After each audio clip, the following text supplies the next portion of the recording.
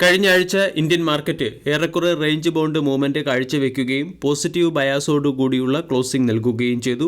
നിഫ്റ്റിയുടെ daily candle pattern പരിശോധിച്ചാൽ അവിടെ ബോട്ടം ലെവലിൽ നിന്നും ബൈയിങ്ങിനെ ഇൻഡിക്കേറ്റ് ചെയ്യുന്നതും എന്നാൽ ബിയറിഷ് നേച്ചറോട് കൂടിയുള്ളതുമായ ഒരു ക്യാൻഡിലാണ് ഫോം ചെയ്തിരിക്കുന്നത്. 100 എക്സ്പോണൻഷ്യൽ മൂവിംഗ് ആവറേജ് റേഞ്ചിനെയും ബോളഞ്ചർ ബാൻഡിൻ്റെ മിഡിൽ ബാൻഡിനെയും ക്യാൻഡിൽ ക്രോസിംഗ് നൽകിയെങ്കിലും 50 എക്സ്പോണൻഷ്യൽ മൂവിംഗ് ആവറേജ് റേഞ്ച് ഒരു പ്രധാന റെസിസ്റ്റൻസായി പ്രവർത്തിക്കുകയും ചെയ്യും.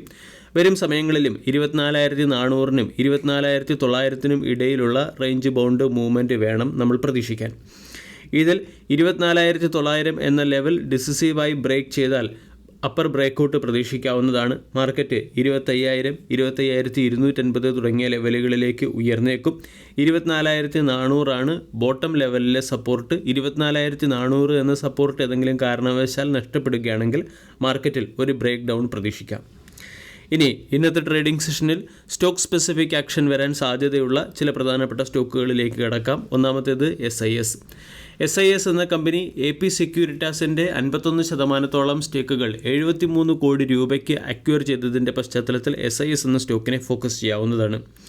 ACME സോളാർ ഹോൾഡിംഗ് എന്ന കമ്പനി AK റിന്യൂവബിൾസിൻ്റെ 100% സ്റ്റേക്കുകൾ 79 കോടി രൂപയ്ക്ക് അക്വയർ ചെയ്തു. അദാനി പവർ എന്ന കമ്പനി ഭൂട്ടാൻ ബേസ്ഡ് കമ്പനിയായ ഡ്രഗ് ഗ്രീൻ പവർ എന്ന കമ്പനിയുമായി ചേർന്ന് 570 മെഗാവാട്ട് ശേഷിയുള്ള ഹൈഡ്രോ ഇലക്ട്രിക് പ്രോജക്റ്റ് ഭൂട്ടാനിൽ സെറ്റപ്പ് ചെയ്യുന്നതിന് വേണ്ടി എഗ്രിമെൻറ്റിൽ ഒപ്പുവെച്ചിട്ടുണ്ട്. സൊലക്ട് എനർജി എന്ന കമ്പനി ജം ഷുഗേഴ്സിൻ്റെ 3 ലക്ഷം ഷെയറുകൾ ഡൈവെസ്റ്റ് ചെയ്യാൻ തീരുമാനിച്ചു. CESC എന്ന കമ്പനി പുറത്തുവിട്ട ബിസിനസ് അപ്ഡേറ്റ് പ്രകാരം വരുന്ന 5 വർഷത്തിനുള്ളിൽ കമ്പനിയുടെ പ്രോഫിറ്റ് ഇരട്ടിയായേക്കും. ഏജിസ് ലോജിസ്റ്റിക് എന്ന കമ്പനി 99 കോടി രൂപയുടെ ഇൻവെസ്റ്റ്മെൻറ്റ് നടത്തി കമ്പനിയുടെ സ്റ്റോറേജ് കപ്പാസിറ്റി 61,000 കിലോ ലിറ്ററായി ഉയർത്തിയിട്ടുണ്ട്. ഇമാജിക്ക വേൾഡ് എന്ന company solar power plant 6.65 megawatt ശേഷിയുള്ള ഒരു സോളാർ പവർ പ്ലാന്റ് ഗിരിരാജ് എൻ്റർപ്രൈസസിൽ നിന്നും 16 കോടി രൂപയ്ക്ക് അക്വയർ ചെയ്തതിൻ്റെ പശ്ചാത്തലത്തിൽ ഇമാജിക്ക വേൾഡ് എൻ്റർടൈൻമെൻറ്റ് എന്ന സ്റ്റോക്കിനെയും ഫോക്കസ് ചെയ്യാവുന്നതാണ്. കെയ്ൻസ് ടെക്നോളജി എന്ന സ്റ്റോക്കിനെയും ഇന്നത്തെ ട്രേഡിംഗ് സെഷനിൽ ഫോക്കസ് ചെയ്യാം.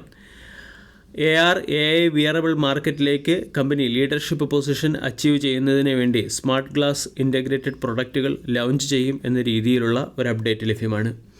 കൊലാബ് പ്ലാറ്റ്ഫോം എന്ന കമ്പനി ഇന്ത്യ ഓൺലൈൻ സിനർജീസിൻ്റെ 51% സ്റ്റേക്കുകൾ അക്വയർ ചെയ്തിട്ടുണ്ട്.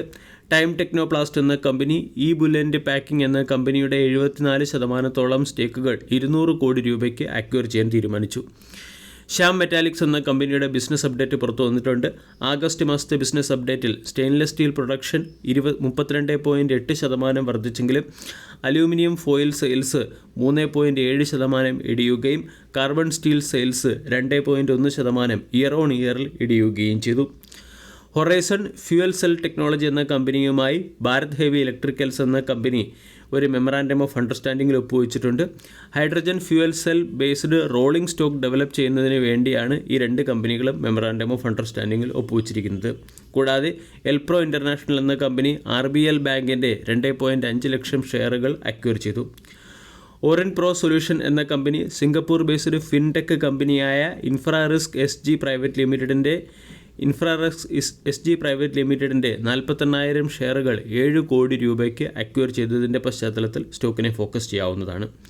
ടാറ്റ മോട്ടോഴ്സ് സെപ്റ്റംബർ 22 മുതൽ പാസഞ്ചർ വെഹിക്കിൾസിൻ്റെ വിലയിൽ 1.45 ലക്ഷം രൂപ വരെ കുറവ് വരുത്തിയേക്കും. അതിൻ്റെ പശ്ചാത്തലത്തിൽ ഓട്ടോമൊബൈൽ സെക്ടറിൽ ടാറ്റ മോട്ടോഴ്സ് എന്ന സ്റ്റോക്കിനെയും ഫോക്കസ് ചെയ്യാം. അശോക് ലൈലാൻഡ് എന്ന കമ്പനി പഞ്ചാബ് ഗ്രാമീൺ ബാങ്കുമായി ചേർന്ന് vehicle finance, customised financial solution എന്നിവയ്ക്ക് വേണ്ടി ഒരു പാർട്ണർഷിപ്പിൽ ഒപ്പുവെച്ചിട്ടുണ്ട്. വീഡിയോ എല്ലാവർക്കും ഇഷ്ടമായി എന്ന് വിശ്വസിക്കുന്നു. താങ്ക്